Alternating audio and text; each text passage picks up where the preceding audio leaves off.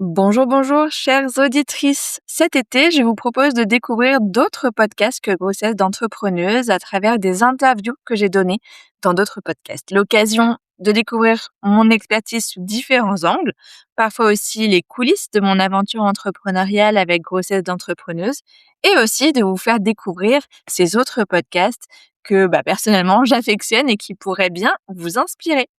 Rendez-vous donc un mercredi sur deux tout au long de l'été 2026 et moi, je vous retrouve à la rentrée de septembre avec une grande annonce. Allez, bel été à toutes!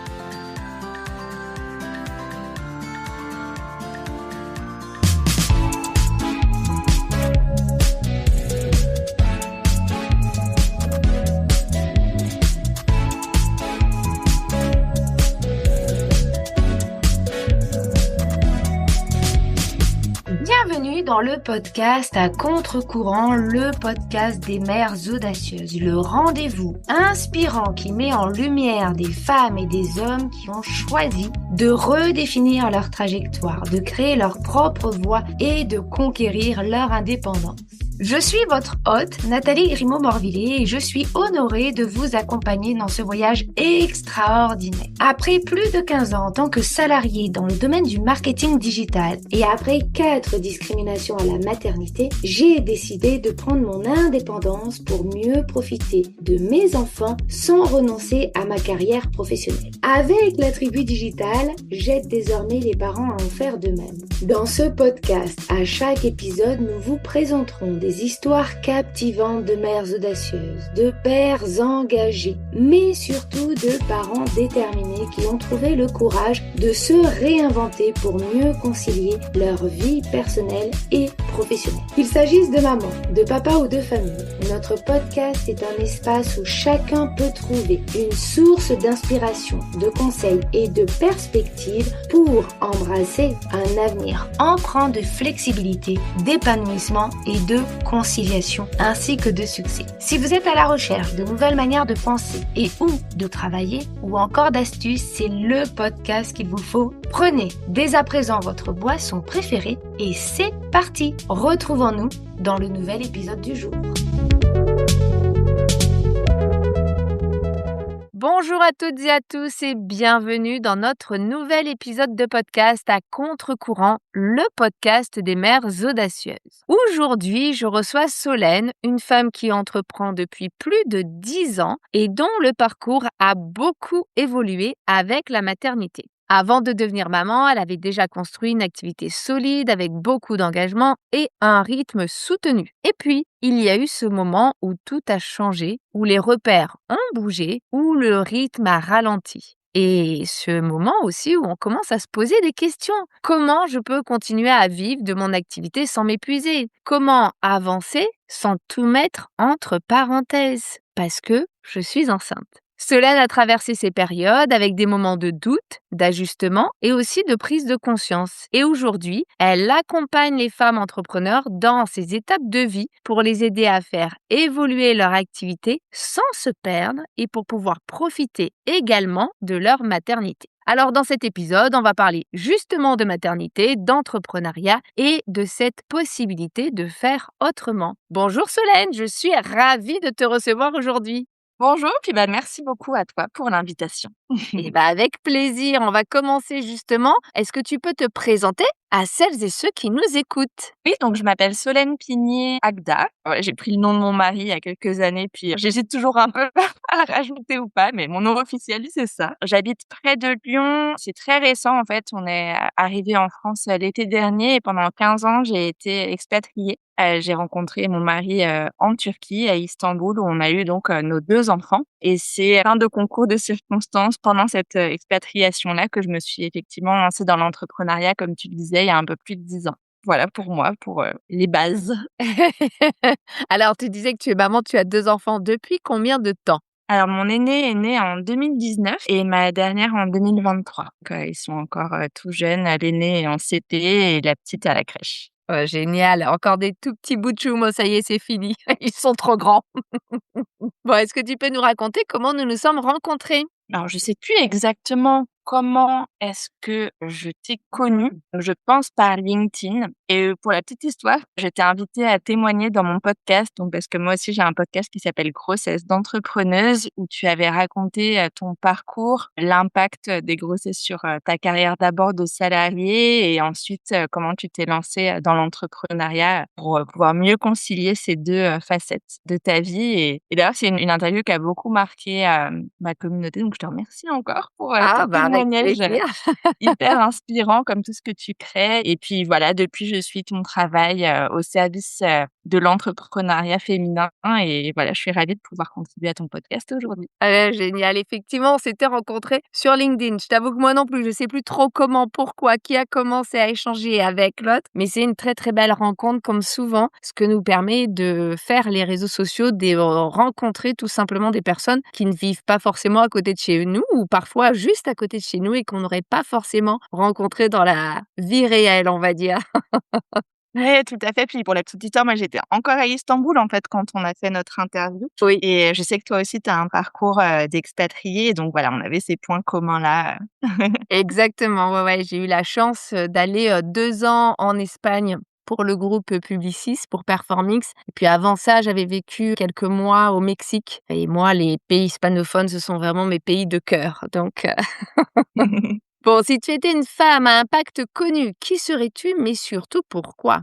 Alors là, j'avoue que cette question m'a posé un petit peu de fil à retordre. Je m'avais partagé avant qu'on enregistre. La femme à impact de qui j'ai envie de parler, c'est Claudia Goldin, qui est économiste et qui a eu le prix Nobel de l'économie en 2023 pour ses travaux qui ont démontré que l'entrée dans la parentalité, c'est ce qui cause et creuse les inégalités hommes-femmes. C'est le facteur le plus important. Mmh. Après, de là à dire que je me verrais bien avoir sa vie, ou enfin, je sais plus comment était formulée la question. J'aurais pas cette prétention, mais en tout cas, voilà, si je devais nommer quelqu'un que j'admire, je dirais Claudia Goldin. Waouh, super, ben oui, pas forcément avoir sa vie, mais voilà. Bon, on va maintenant rentrer dans le vif du sujet. Donc, tu as commencé l'entrepreneuriat déjà avant d'être maman et après une première expérience en entreprise qui a été assez compliquée puisque tu as frôlé l'épuisement. À quel moment tu t'es dit et tu as senti que tu pouvais pas continuer comme ça? Parce que souvent, lorsqu'on est salarié, même si on sait qu'on est fatigué, on se dit on peut pas faire autre chose, on a besoin d'avoir notre salaire, etc. Et c'est souvent compliqué justement de sortir des cases. Alors comment toi tu as senti que en fait il fallait que tu sortes de cette case-là pour créer la tienne tout simplement? Mmh. Donc j'étais à l'époque déjà expatriée, déjà à Istanbul et en fait, effectivement, j'avais un travail très demanding, demandant, je sais pas si c'est une très bonne traduction, mais en fait, j'avais poussé pour avoir ce poste parce que j'avais déjà rencontré celui qui allait devenir mon mari. Ensuite, été mutée en Russie, puis au Nigeria et j'ai demandé à retourner à Istanbul pour être avec lui. Mais du coup, on m'a en fait donné le poste de directeur pays et je pense que c'était un petit peu trop ambitieux pour moi et surtout je me suis mis la pression comme j'avais bataillé pour avoir ce poste-là. Je me suis retrouvée à devoir recruter et manager une équipe de 5 personnes pour la première fois de ma vie. J'avais 24 ans et j'avais cette image de: «Oui, moi je serai une manager trop cool avec les gens, ce sera très horizontal» et en fait, ça a pas du tout fonctionné. Je me retrouvais à faire le boulot de tout le monde, la journée et le mien, la nuit. Donc effectivement, au bout d'un moment, bah, le corps, il dit stop. Mmh. J'ai eu la chance en fait d'avoir une maman DRH et quand je suis rentrée à Noël en France, elle m'a dit: «Mais là Solène, ça va pas. Est-ce que tu as déjà entendu parler de burn-out?» parce qu'elle, c'est une thématique qu'elle avait beaucoup abordée dans sa carrière et elle m'a conseillé en fait de voir une psy du travail, ce que j'ai fait du coup de ma propre initiative. De retour à Istanbul, je faisais mes petits Skype avec la psy, parisienne, donc à l'époque, ouais, c'était bien avant le Covid, hein, c'était en 2013-2014. Donc c'était pas encore fréquent en fait de faire ces Mmh. consultations en ligne, mais elle l'avait fait pour moi et donc voilà, elle m'a ouvert les yeux sur le fait qu'effectivement, j'étais en train de frôler le burn-out. Elle m'a appris à mettre limite et à dire que, bah, là, ce que me demandait mon employeur, c'était en fait pas OK, que j'avais pas à rentrer dans leur «jeu» entre guillemets, à prendre de la hauteur aussi sur tout ça et puis j'ai finalement donc voilà, fini ma mission et décidé, de rompre, mon contrat. Sachant que comme j'étais expatriée, en démissionnant, j'ai aussi, abandonné mon permis de travail. Et Ah donc oui. en fait, c'était assez compliqué de retrouver du travail sur place et en plus, j'avais pas forcément envie de travailler pour une entreprise locale parce que les conditions et financières et en termes d'horaires, de nombre de vacances par an et cetera sont pas forcément très alléchantes. Et je me suis dit: «Beh, le mieux, c'est de créer ma propre, activité pour pouvoir être à mon rythme à moi, pas, m'épuiser, pour le compte d'autres personnes, pour pouvoir gagner ma vie en euros», parce que la monnaie locale avait déjà pas mal dégringolé et j'ai bien fait parce que ça n'a fait que s'empirer au fil des années. Et puis parce que comme j'avais fait ces consultations par Skype avec, la psy, je me suis dit: «Bah, ouais, si moi je paye pour une séance par Skype, peut-être que d'autres pourraient payer pour des séances avec moi». Alors, je suis pas psychologue et c'est pas mon intention de le devenir, mais pour un autre service que je pourrais rendre, mais par Skype. Donc voilà, Mmh. c'était encore une fois bien avant le Covid. Là, je sais que ça paraît un peu évident à tout le monde. Bah oui, on peut faire des consultations en ligne, pas de problème. Ouais, mais Mais à voilà, l'époque, il non, faut se c'était rappeler pas le qu'à cas. l'époque, c'était pas évident. Ouais, c'est clair. Alors justement, quand tu t'es lancée dans l'entrepreneuriat, donc tu savais pas vraiment quoi te proposer, tu pensais aussi que c'était pas forcément accessible facilement. Qu'est-ce qui t'a fait changer de regard? C'est vrai que pour moi, l'entrepreneuriat, c'était plutôt pour les hommes de plus de 40 ans avec des cheveux blancs, une idée en or, un réseau, énorme. Enfin voilà, c'était pas moi, quoi. Et en fait, je me suis fait accompagner par une coach, une Française installée aux États-Unis, qui elle aussi avait entrepris, parce qu'elle suivait son mari en expatriation et pour pas avoir à recommencer tous les 3 ans, elle avait monté son business de coaching en ligne et elle aidait, elle faisait des genres de bilans de compétences, reconversion, lancement dans l'entrepreneuriat et c'est elle, en fait, qui m'a aidée à poser mes idées sur le papier, à faire un point sur ce que je pouvais offrir, dans quelles conditions et à aussi mettre des bases pour un business qui soit sain, parce que ça, c'était vraiment ma grande demande quand je me suis lancée dans l'entrepreneuriat. Parce qu'il y a aussi cette, comment dire? Cette réputation de l'entrepreneur qui ne se paye pas pendant 3 ans, qui prend Mmh. jamais de vacances et clairement, vu les raisons qui me poussaient vers l'entrepreneuriat, je voulais pas du tout retomber dans ces travers-là. Et elle, elle était déjà maman et elle avait un rythme de vie, un équilibre pro perso très sain, en tout cas à mes yeux et ça m'avait aussi beaucoup attirée dans le fait de pouvoir, avoir son aide, poser les bases de ma propre activité. Waouh! Donc c'est elle vraiment qui t'a permis de voir qu'il y avait une autre manière de monter, son business et que non, on n'a pas besoin d'être un homme, bedonnant de 40 ans avec une idée en or pour pouvoir réussir dans le monde de l'entrepreneuriat. Alors tu as été entrepreneuse avant d'être maman et tu es devenue maman en étant entrepreneuse. Il y a plusieurs sujets, moi, que je voulais aborder avec toi parce que d'une part, bah, lorsqu'on devient maman, souvent on se dit: «Oh là là, mais je vais pas avoir de congé maternité, je vais pas pouvoir m'arrêter, je vais devoir bosser en même temps que j'allaite mon bébé» et cetera et cetera. Donc il y a des idées, en fait, qui sont assez fausses sur le sujet et donc je voudrais qu'on en parle et puis ensuite on parlera, mais je reviendrai dessus un peu sur toi, comment tu as vécu justement ce tournant de l'entrepreneuriat en devenant maman. Mais déjà, on va revenir sur ça parce que c'est assez important, je trouve et on a quand même beaucoup de fausses idées en France. Oui, tout à fait et j'étais la première, hein, à avoir, de l'appréhension. D'ailleurs, je pense qu'on a repoussé pas mal d'années le projet bébé avec mon mari, justement parce que j'avais la sensation que mon business était pas encore assez prêt. Le fameux mythe du bon moment. Je pense que les salariés se la posent, mais les entrepreneuses, aussi. Et puis, j'avais assez peu d'exemples finalement autour de moi de femmes qui étaient devenues mamans, après s'être lancées dans l'entrepreneuriat. Mmh. Autant je connaissais plein de mompreneurs comme on les appelle, donc de femmes qui se lancent une fois qu'elles ont eu leurs enfants, pour adapter leur rythme et avoir plus de flexibilité. Mais j'ai eu du mal à trouver, voilà, des exemples. Sur internet, sur Google, il y avait rien à part, voilà 3 infos, administratives sur le congé maternité qui moi en plus ne me parlait pas puisque à l'étranger, ça marche pas du tout pareil. Voilà, donc je savais que j'aurais pas le droit à un congé maternité indemnisé puisque les statuts de mon entreprise faisaient que. Je savais que je voudrais prendre un congé, parce que ça me semblait tout à fait normal et important.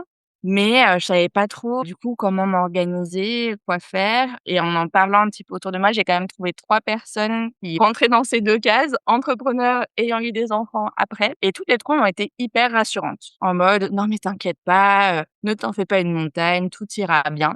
Et donc, voilà, je me suis lancée un peu naïvement en espérant, croisant les doigts pour que tout aille bien. Ce qui s'est passé pour moi, c'est que, rien ne s'est passé comme prévu. J'ai eu une grossesse pathologique, j'ai été, hospitalisée à plusieurs, reprises. J'ai, dû mettre fin à plusieurs projets, plusieurs collaborations. En fait, j'ai gardé uniquement les clients que j'avais déjà signés, qui avaient déjà payé ou qui étaient en train de payer pour pas avoir à rembourser des gens. Ouais. Et j'ai augmenté les heures que faisaient les quelques freelances qui bossaient avec moi pour pouvoir essayer de maintenir, en fait, l'entreprise à flot, même si moi, je pouvais travailler que 1 à 2 heures par jour. OK. Les jours où j'arrivais à travailler. En gros, ça a complètement, vidé les comptes en banque de ma boîte, cette affaire et moi, je me suis retrouvée vraiment à l'aube de la dépression. Enfin, c'était horrible de me dire que mes pires cauchemars se réalisaient, hein. Que la maternité vienne, impacter, mon business, c'était ma plus grande peur et elle se réalisait là, sous mes yeux. Ouais. Dans mon malheur, j'ai décidé d'écrire un livre parce que ça, c'était un projet qui me raccrochait à mon ambition. C'était un asset pour mon entreprise et c'était quelque chose que j'avais très envie de faire, mais au fil des années, j'avais de moins en moins de temps. Donc là, voilà, j'avais du temps. Écrire un livre, ça peut se faire depuis son lit. Oui. Et c'est donc ce que j'ai fait. J'ai automatisé, beaucoup délégué en fait pendant toute ma grossesse et fait en sorte que je puisse avoir une reprise la plus positive possible pour pouvoir compenser le manque à gagner qu'a vécu mon activité pendant ma grossesse. Et effectivement, à ma reprise, j'ai fait un mois avec un record. C'était autour de 18 000 €, alors qu'habituellement, mon niveau de chiffre d'affaires, c'était plutôt entre 5 et 10 000 par mois. J'ai doublé mon chiffre d'affaires le mois de ma reprise parce qu'il y avait la liste d'attente qui avait été mise en place par mon assistante. Enfin bref, on avait mis plein de choses en place. On avait continué le marketing en mon absence pour avoir un flot de prospects important. Et dans l'année qui a suivi, j'ai trouvé un éditeur, mon livre est sorti et ensuite il y a eu un espèce de gros boom de demandes pour mon activité qui a du coup connu une phase vraiment d'hyper-croissance où j'ai dû recruter à tour de bras. Il y a eu un moment où je pouvais tellement plus prendre de clients que j'avais une liste d'attente pour 4 mois. Enfin, les gens signaient et payaient tout dans 4 mois. Enfin, c'était un truc de fou. Ça m'était jamais arrivé et ça a vraiment forgé en moi cette idée qu'en fait, un ralentissement, ça peut se transformer en tremplin. Et que la maternité, bon, oui, ça m'a beaucoup affectée et ça a été un calvaire pendant pendant la grossesse. Mais quelque part, ça m'a obligée à faire des choix, à mettre en place des stratégies que je repoussais ou qui étaient peut-être pas tout à fait adaptées à mon niveau de développement. Mais du coup, ça m'a propulsée en fait dans une nouvelle dimension avec une équipe plus grande. On est passé de 3 à 9 avec un chiffre d'affaires aussi beaucoup plus important. Enfin bref, voilà, ça a vraiment été un tremplin pour mon activité et j'ai eu envie en fait de faciliter ce tremplin pour d'autres femmes et surtout de colporter ce message que non, la maternité, c'est pas forcément un frein. Après la naissance de mon aîné, tu vois, je me suis mis à travailler 4 jours par semaine à la place de 5 parce que le mode de garde faisait que et puis aussi j'avais envie de passer moins de temps à travailler et ça a pas du tout empêché cette phase d'hypercroissance dont je te parlais. Donc ça a vraiment, voilà, forgé en moi ces convictions que les 2 peuvent se concilier. Et oui, et aujourd'hui, justement, tu accompagnes les femmes qui sont entrepreneuses dans cette étape importante de leur vie. Alors, qu'est-ce que tu mets en place concrètement pour les aider à traverser cette période plus sereinement? Bah, déjà, en fait, ce que j'ai constaté avec étonnement, c'est qu'en France, même s'il y a des droits au congé maternité, ce qui encore une fois, moi, n'était pas mon cas, finalement, peu de femmes les connaissent. Il y a des femmes qui ne font même pas la démarche de demander les indemnités en ne sachant pas qu'elles existent. Et puis, quand bien même on a ces droits-là et on est au courant, il y a en fait plus de 70% des femmes en France qui ne prennent pas leur congé maternité jusqu'au bout. C'est l'IFOP qui a fait cette mesure en 2023.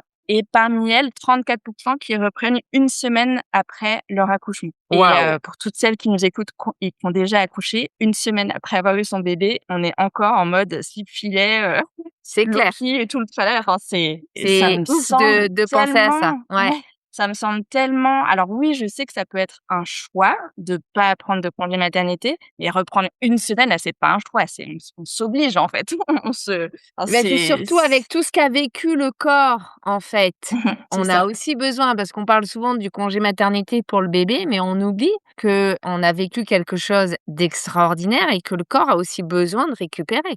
Et puis quand on travaille jusqu'au jour de l'accouchement, les complications, médicales lors de l'accouchement sont plus nombreuses, le taux de césarienne, grimpe énormément. Quand on reprend trop tôt, enfin en tout cas très tôt après la naissance, les risques de dépression du postpartum ou de burn-out parental augmentent drastiquement. Et en fait, c'est pas forcément un bon calcul de pas prendre de congé maternité en disant qu'on va limiter les risques financiers. Parce que derrière, quand on a des complications suite à une césarienne et qu'on est en dépression du postpartum, pour être chef d'entreprise, moteur de son activité, c'est quand même compliqué. C'est clair. Et donc ça, je pense que c'est hyper important aussi de dire que le congé maternité, c'est un droit, mais c'est aussi, c'est pas une fleur, quoi. C'est pas pour être gentil avec les femmes, c'est parce qu'en fait, ça a été créé pour limiter la mortalité maternelle et infantile. Et il y a des raisons pour lesquelles c'est important de prendre ce temps-là. Après, oui, c'est sûr que si on prend, admettons, 4 mois de congé maternité et qu'on met rien en place, l'activité va en pâtir. Déjà parce qu'il y a donc ces 4 mois, off et puis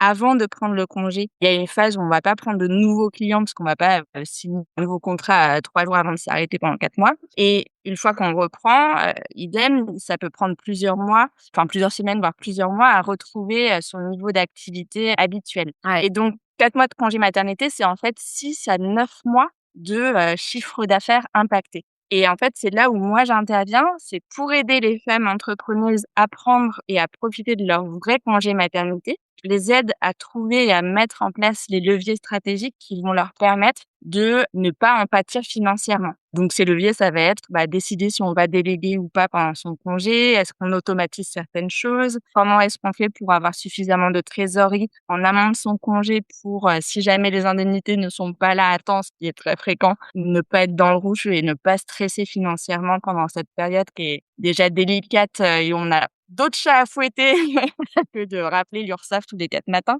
Donc voilà, je les aide en fait à mettre en place tout un tas de bonnes pratiques, qui permettent effectivement de prendre un vrai congé maternité pour leur santé mentale, physique, celle de leur bébé et aussi la santé de leur entreprise. Parce que ça, c'est quelque chose que j'ai constaté. Quand on met en place tous ces leviers, non seulement on permet de sécuriser son activité pendant le congé, mais après, ça resserre, fois 1000 parce qu'il y a beaucoup de femmes qui ont envie d'avoir un rythme, plus léger dans les premières années de vie de leur enfant, qui ont envie ou besoin ou ou juste qui peuvent pas faire autrement et c'est génial de se dire que tout ce qu'on va mettre en place pour préparer ce congé maternité, c'est ce qui va permettre derrière, d'avoir un rythme soutenable et une entreprise, qui continue à prospérer, sans forcément être 100% sur nos épaules ou en tout cas dépendante de l'énergie et du temps qu'on a à lui accorder. Mmh. Ouais, c'est clair, c'est essentiel et souvent, on est tellement stressé par l'impact potentiel financier qu'on s'en fait tout un monde, alors qu'il existe, hein, des solutions et qu'aujourd'hui, on a des possibilités, comme tu le dis, d'anticiper, de préparer son congé maternité, de préparer aussi pendant le congé maternité ce qui va être mis en place pour son retour et cetera. Voire Mmh. parfois, même tout simplement lorsqu'on est solopreneur, je vois par exemple dans le domaine du marketing digital, on peut s'entourer d'autres freelances qui vont prendre nos missions pendant qu'on s'arrête et en fait, à la fin du congé maternité, on récupère nos missions et finalement, on n'a pas perdu nos clients. Donc il y a des choses qui Exactement. existent, mais pour ça, il faut, je dirais être peut-être un petit peu inventif et sortir du cadre. Oui, puis c'est aussi une question de mindset. Tu vois, tu disais, oui, on a peur de l'impact financier et c'est exactement ça. Si on devait résumer l'état d'esprit dans lequel les entrepreneuses sont à l'idée d'avoir un enfant ou un enfant supplémentaire. Et en fait, moi, mon message, c'est aussi de dire, vous avez peur de l'impact négatif, mais ouvrez les yeux sur l'impact positif que ça peut avoir.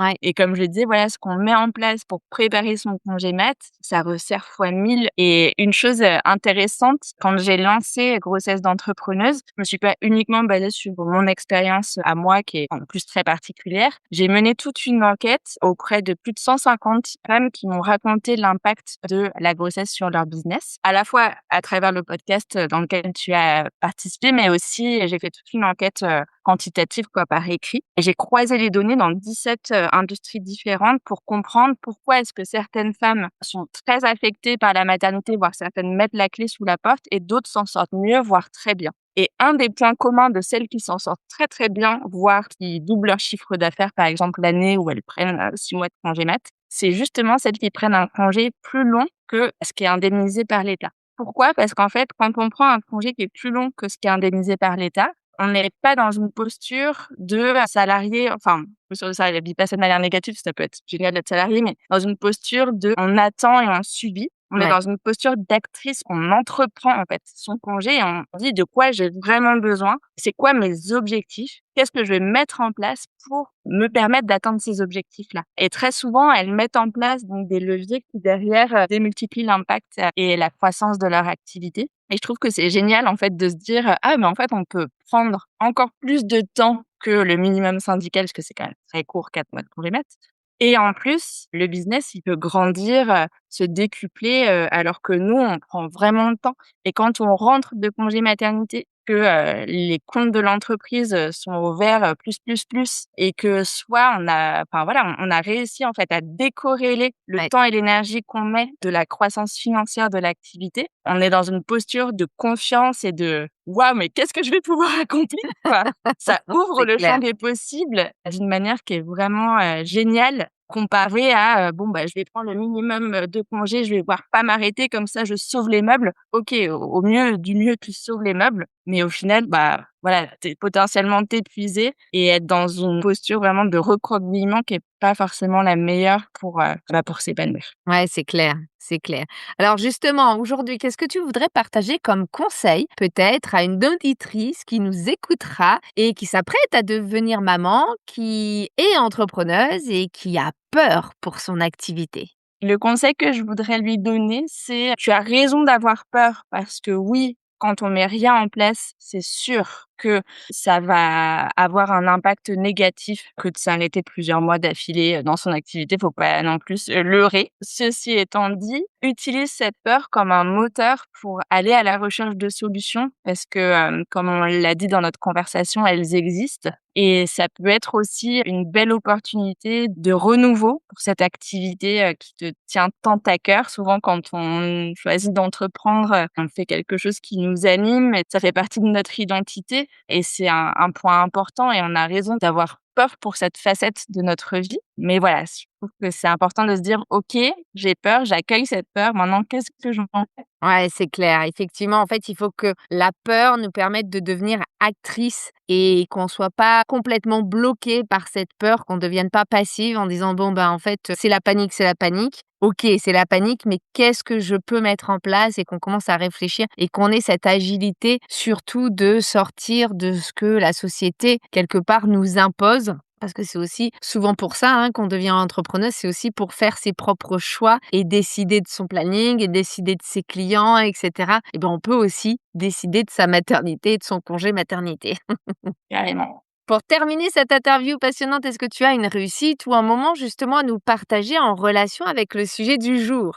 Bah, je pense à une de mes clientes que j'ai suivie pendant longtemps parce qu'en fait, elle était en PMA, donc en procréation médicalement assistée. Elle a mis longtemps à tomber enceinte, enfin, en tout cas, à ce que la grossesse tienne. Elle a même enchaîné les fausses couches. Donc, c'était une période très difficile pour elle, voilà, physiquement, moralement, médicalement parlant. Et en fait, elle a utilisé cette période de PMA et l'accompagnement qu'on a fait ensemble pour vraiment repenser son activité. On a revu complètement son modèle économique, voilà, renforcer vraiment son positionnement. Finalement, ça a été un accélérateur pour son activité. Elle est coach en écriture. Ouais, elle aide des femmes à publier, un livre, pour des femmes entrepreneurs, donc à publier un livre pour justement asseoir leur crédibilité et leur expertise. Et avant, elle écrivait pour ses clientes en OK. ghostwriter et en fait, elle a vraiment, basculé vers un autre mode de fonctionnement où maintenant elle l'accompagne et où du coup elle peut prendre beaucoup plus de clients en parallèle. Elle a revu complètement sa tarification et cetera et ça a eu un vrai, impact sur le potentiel, financier pour son activité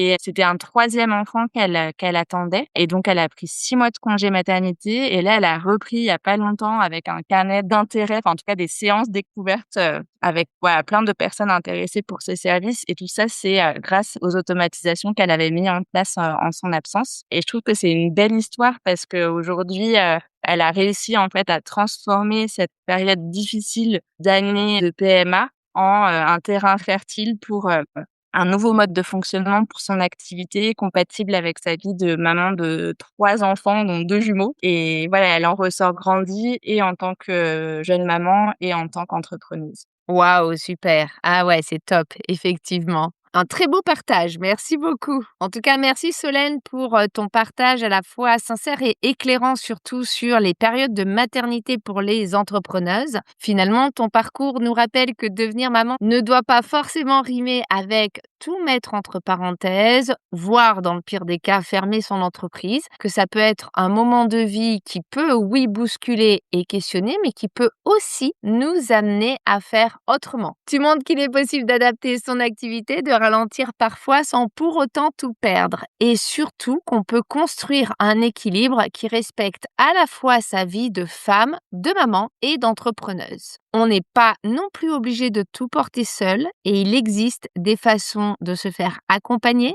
de s'organiser, d'anticiper pour travailler ces périodes justement plus sereinement. Alors à toutes les mamans et futures mamans qui nous écoutent, si vous êtes entrepreneuse, votre activité peut évoluer avec vous. Elle n'a pas besoin de s'arrêter pour que vous puissiez vivre pleinement cette étape de maternité. Et puis, si cet épisode a résonné en vous, n'hésitez pas à le liker, le commenter ou tout simplement à le partager à une autre maman qui en aurait besoin. Qui sait, vous pourriez être à l'origine d'un changement radical.